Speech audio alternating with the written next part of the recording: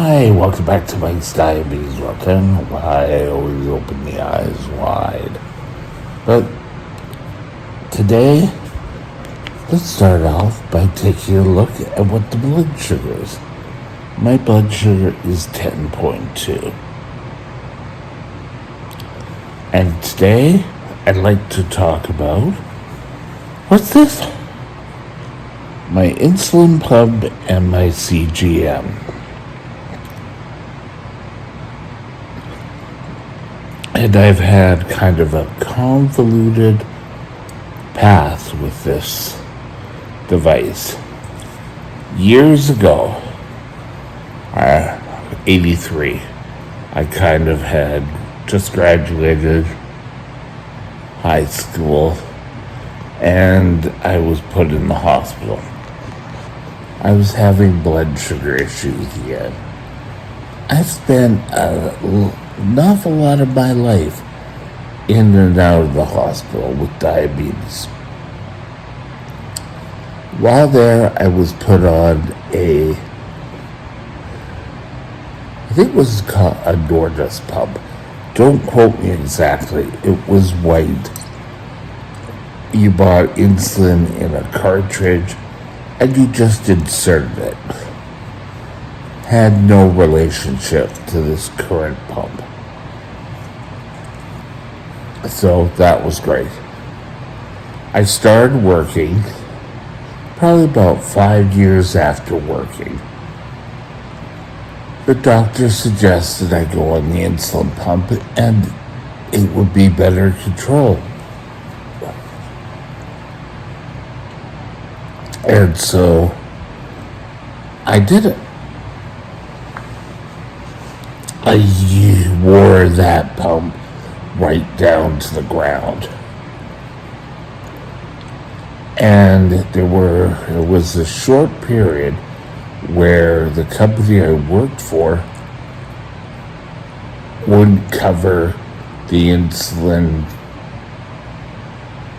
tubing and stuff. I had recently gone through a change and I had wore my original pump through that time, and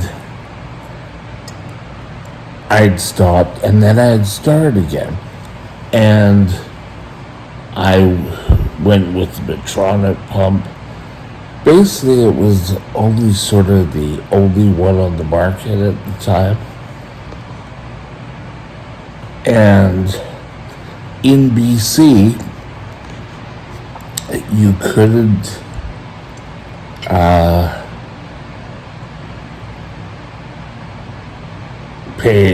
you couldn't get a pump unless insurance bought it. So my company bought my second pump technically, and it was awesome. Like I said, I wore it right down. When it came time to the third pump, because it did not have the bells and whistles, the new pump was able to do so much more graphs and stop you from going low and imagine everything like that. Oh, sorry, my eye. So I took care of things, but my dad and my stepmom had to buy me my second pump, and I utilized that for 5 years, and then I got a new pump. However, things had changed. We had gone from where in BC, insurance paid for your pump, private insurance, to where if you were under 18, you could get a pump, but over 18, you couldn't get a pump. And finally, insurance came through and said, okay, we'll buy your pump. So this is my third pump since then. And I'll soon be on kind of my fourth, because I'm just using the upgrade. So we needed to go with it. I worked with it, but then January of 2016 or 2015, I ended up in the hospital. Again, imagine me in the hospital. Who are you trying to kid? While I was in the hospital, I had so many woo. I was passing out all over the place. I was having lows. They had me in just like a regular ward open up, and then they moved me to high acuity because they was certain I was injecting. But they found I wasn't lying. So the only way I was going to be able to get out of the hospital was to get the CGM. So we applied to the health, or what is it called? Pharmacare. And Pharmacare came back and said, no, we don't approve them. That's it, we don't approve them. So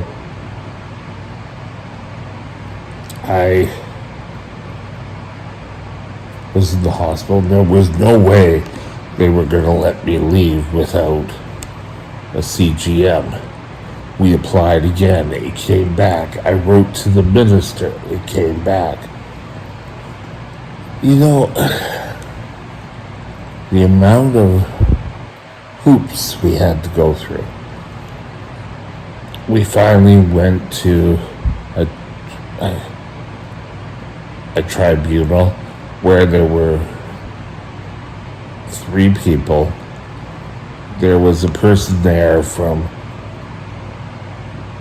the minister of Pharmacare saying why they wouldn't cover it. But I really hate to say it, she didn't know what she was doing. And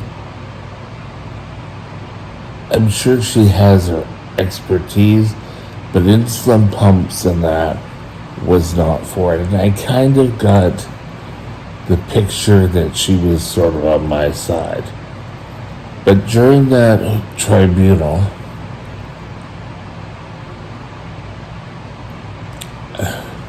they called the CGM as an accessory, and I said, it's not an accessory.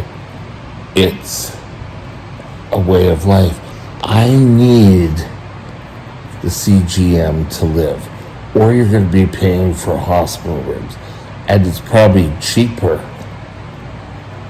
Nowadays, you kind of have to still plead your case to the province, because now CGMs in this province anyway are only covered by special authority.